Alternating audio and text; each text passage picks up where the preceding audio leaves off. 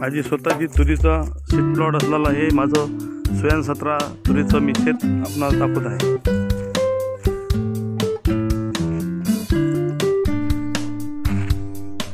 10 फूटमध्ये असलेली लागवड. हे सुधीर घोडेराव तूर पॅटर्न आणि प्रत्येक झाड अर्धा फुटावर लागवड केलेली असते. लागवड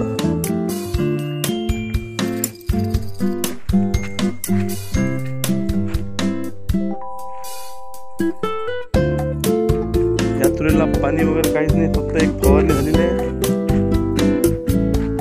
8 दिवसापूर्वी. आणि अशा प्रकारचं हे